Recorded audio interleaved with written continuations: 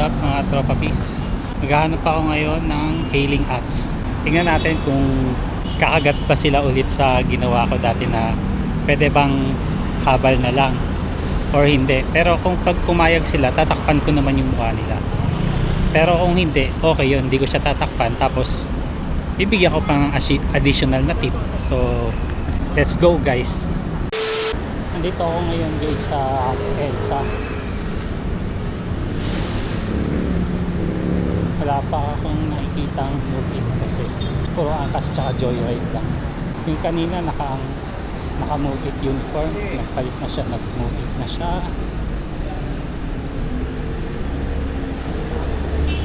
So baka sakali dito. Ayun, may movie. Naka-black. Sana movie yun.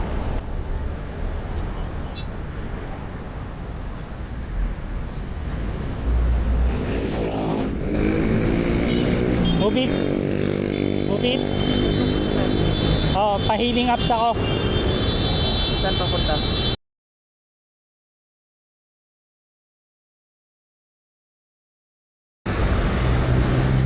Dito na lang, sir. Ha? O sige. Ayos. Sige, type mo na. Hail mo. Ako.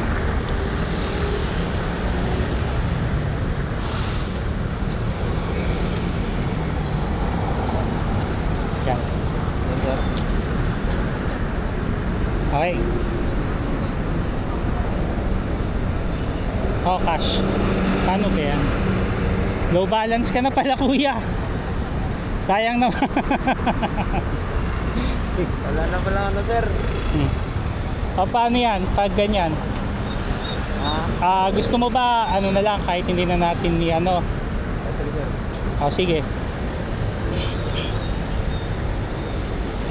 Offline ka na muna.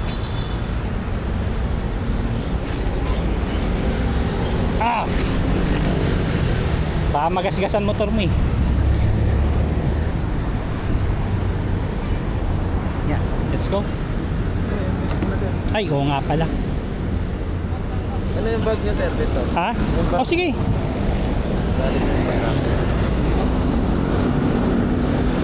Maganda ba tong Mio na 125? Sir, Ha? mabuhat yan ng langis eh. Malakas sa langis? Mabuhat na, kailangan. Kapag ganitong senaryo ang na-experience ko, dadagdagan ko pa rin ng tip si kuya syempre. Sa halagang kaya ko lang naman. And of course, protected pa rin siya sa akin. Dahil hindi ko naman intention na mawala ng trabaho ang kapwa nating rider.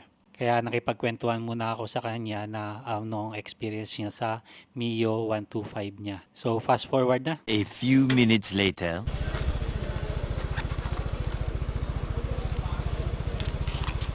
Yeah, sige dito nga sa baba.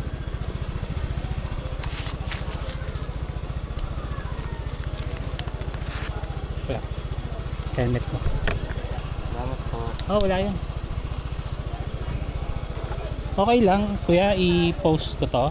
Okay. Pero nakatakip naman yung tatakpan ko sir? naman. Sticker. Wala pa. Wala pa. Hindi pa naman Sir, ako okay lang kasikatan.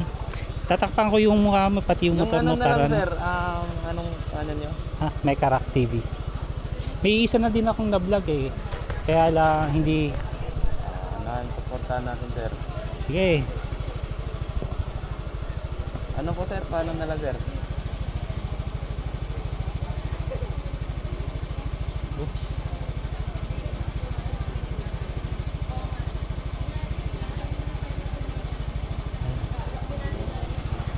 Yan ako yan.